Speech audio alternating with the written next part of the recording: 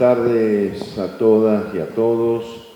Un saludo grande a Rogelio, a MP y a todas las y los docentes de La Rioja.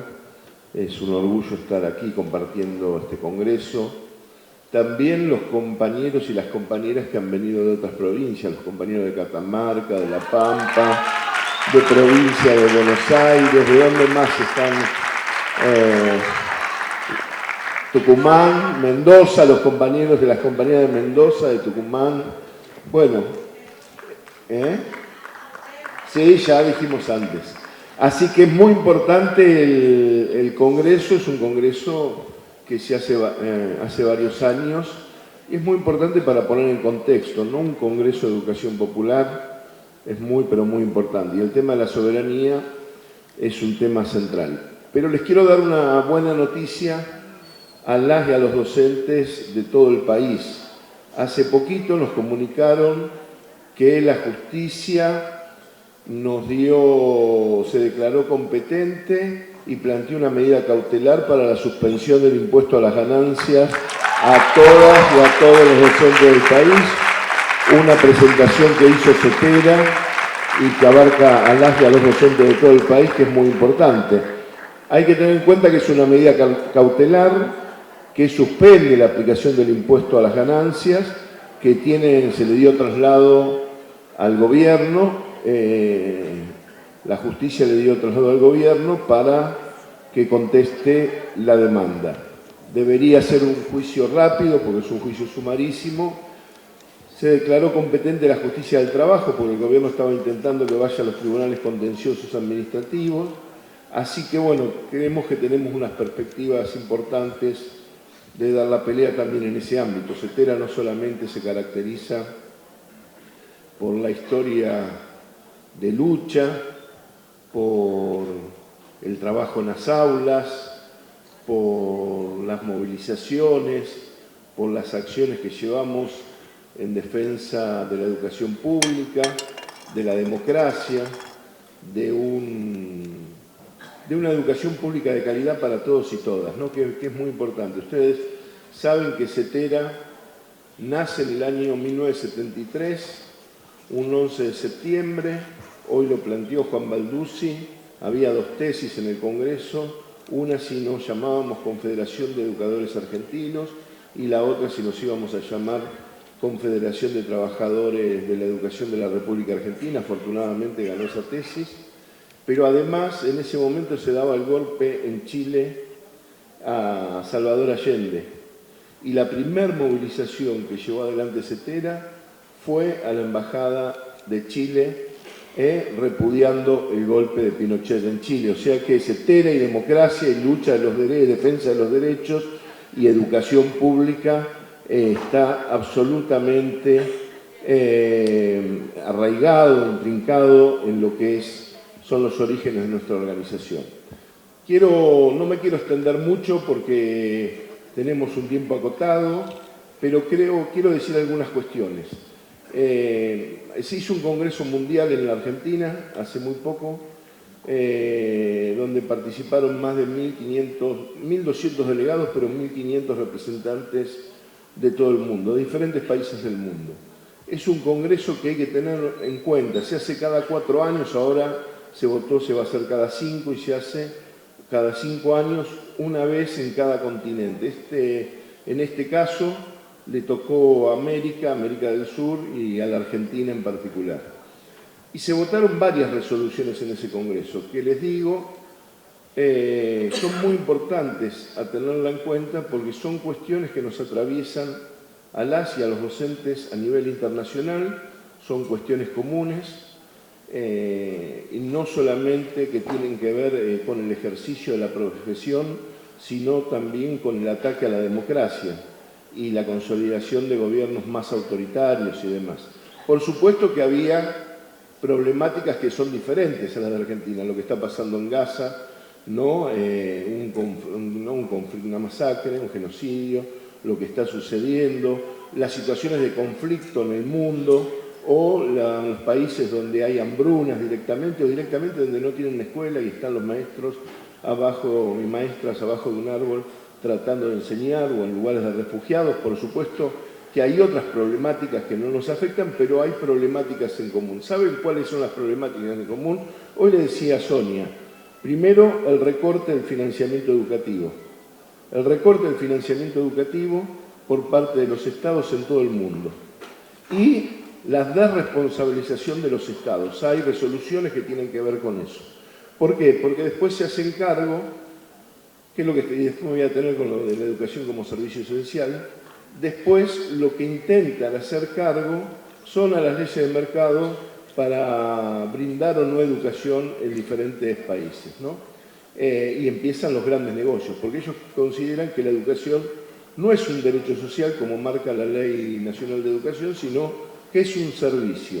Y como parte de un servicio, aquellos que lo puedan pagar van a tener un mejor servicio y que los que no lo puedan pagar van a tener un mínimo servicio o un servicio muy deficiente. Pero catalogar a la educación como un servicio abre las puertas a la privatización o mercantilización de trayectos de la educación pública, ¿no? Diferentes trayectos. Por ejemplo, el tema de la formación docente. Por ejemplo, ese puede ser uno de los trayectos donde vayan a buscar.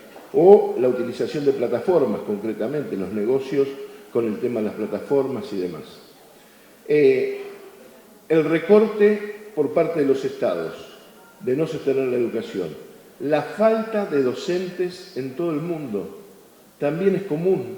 Hay muchísimos millones de docentes que faltan en las escuelas directamente y quieren llevar adelante el programa de ajuste. Es más, en Argentina nosotros venimos discutiendo las plantas orgánicas funcionales y demás, y en algunas provincias hemos avanzado, pero todavía falta avanzar en la necesidad de no solamente del maestro, de la maestra, del profesor, de la profesora, sino también de equipos directivos, de equipos de orientación escolar, de profesores de educación física, de artística. Avanzar en el tema de escuelas de jornada completa.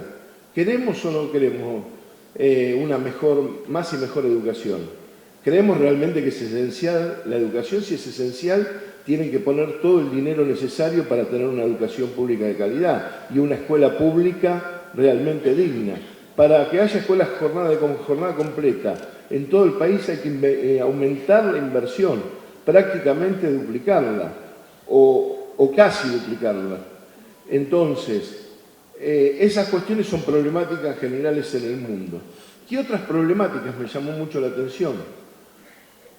El odio que se expresa en redes, alentar a la delación de los alumnos hacia los profesores con respecto al tema de los contenidos y la acusación de adoctrinamiento de las y los docentes en las aulas.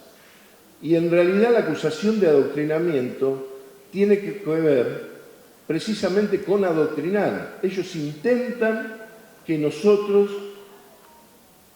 en las aulas lo único que podamos enseñar es la doctrina dominante, la historia dominante, aquella que no tiene discusión. No tiene discusión para ellos porque le conviene a los grandes poderosos. Y, como decía Paulo Freire, la cetera tiene que ver con su historia. Nosotros preferimos una educación y luchamos por una educación que enseñe a pensar y no que enseñe a obedecer, no que acepte lo instituido tal como está. Y eso es muy importante, porque si no, nosotros vamos a ser meros transmisores de los contenidos y las enseñanzas que quieren instalar los grupos dominantes para no modificar el estado de cosas que hay en nuestro país y en el mundo. La justicia social es una aberración. ¿Quién lo dijo eso? El presidente de la Nación. ¿Qué significa la justicia social? Es un precepto rector, no solamente está en la Constitución Nacional, no es solamente un precepto rector de las políticas institucionales de la Argentina, sino en el mundo. La OIT se acaba de lanzar una coalición por el tema de la justicia social. ¿Qué significa la justicia social? Que todos podamos vivir dignamente. La organización del Estado y de un país, de una comunidad que nos permita vivir dignamente. Si nosotros tenemos que enseñar que la justicia social es una aberración, tiene que ver con exacerbar el individualismo, generar las condiciones para que concentren la riqueza muy pocos grupos y seguir perjudicando a la mayoría de los argentinos y de las argentinas. Entonces, y para eso necesitan, como la CETERA, y esto lo digo absolutamente orgulloso, no nos pueden comprar, no tienen una sola carpeta para decirnos, miren, si no se callan la boca, está esta carpeta que sacamos a la luz y las cuentas que nos buscaron y buscaron por todos lados encontraron una, que es la cuenta sueldo, que es la que cobramos cada uno de los compañeros y compañeras. Entonces, como no tenemos miedo y no tenemos precio, no nos pueden callar y vamos a seguir defendiendo la educación pública. Y entonces, como no nos pueden callar de esa manera, de los métodos tradicionales que ellos tienen, intentan, por ejemplo, acallar las voces limitando el tema de la protesta y declarar la educación como servicio esencial.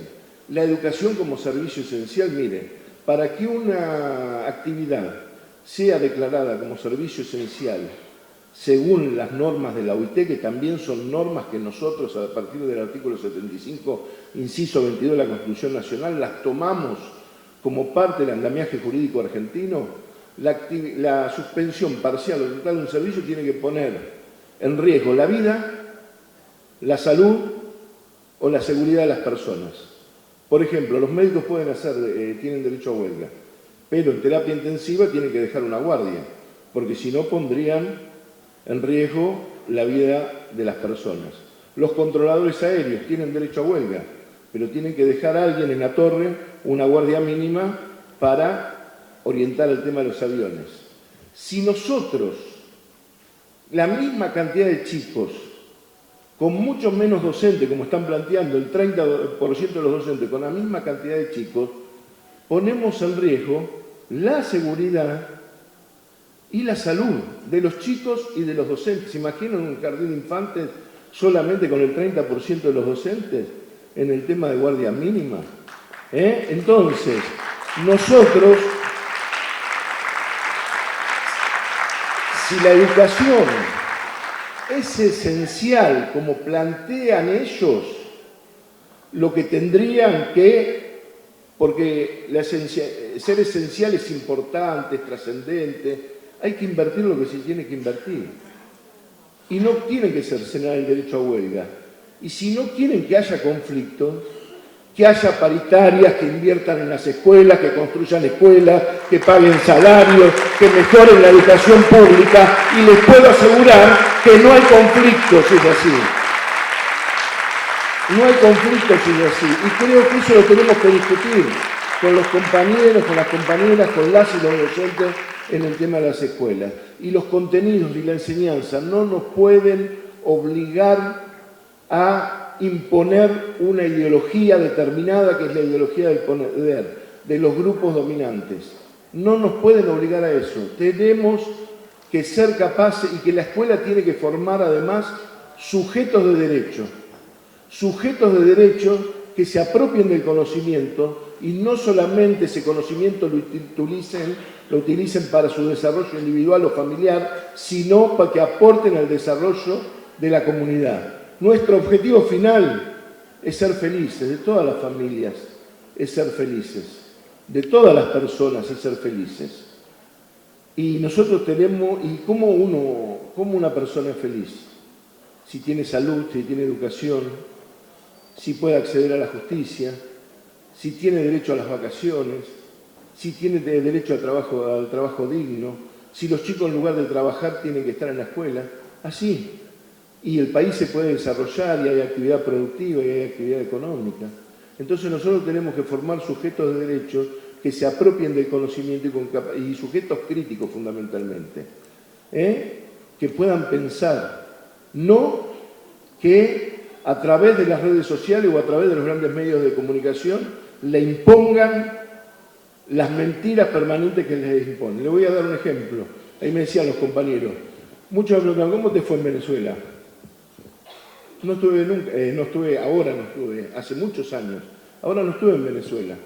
¿Por qué? Porque teníamos el Congreso Mundial de Educación. Me pasó en mi casa que hice un pedido por las plataformas y viene una persona que era venezolana y me dice, pero usted va a dar sí, usted no está en Venezuela. El sábado anterior a las elecciones. No, no estoy en Venezuela, estoy acá. Vos me ves que estás así. ¿Cómo miente la televisión? Me dijo. Bueno, le digo, no le creas todo lo que te dicen. Porque ellos a través de la mentira intentan deslegitimar a aquellos compañeros y compañeras que llevamos adelante una pelea muy clara en defensa de la educación pública. No estuve en Venezuela por la sencilla razón que teníamos un Congreso Mundial de Educación. Pero bueno, ellos querían plantear que algunos dirigentes sindicales y demás nos preocupábamos de otras situaciones y no de las situaciones que estaban pensando en el país. Igualmente, por supuesto, la solidaridad y el rechazo de cualquier tipo de intervención del imperialismo en cualquiera de los países, en Venezuela, en Cuba y en todos los países que necesitan la autodeterminación de los pueblos. Pero así van construyendo la mentira. Entonces, termino con esto, como lo decía Isauro Arancibia. Lo conocen porque era muy cercano y uno de los fundadores de CETERA.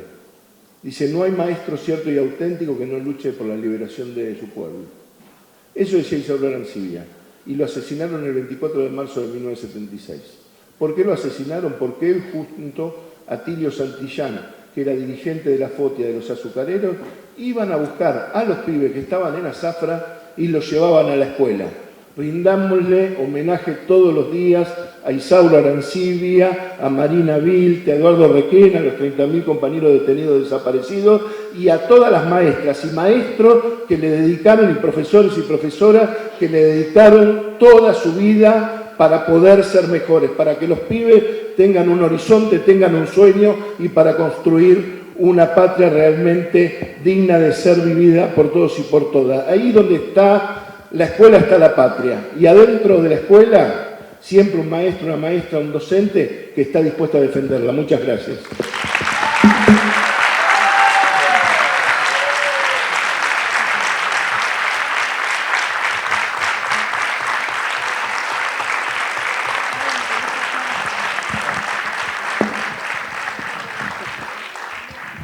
Buenas tardes.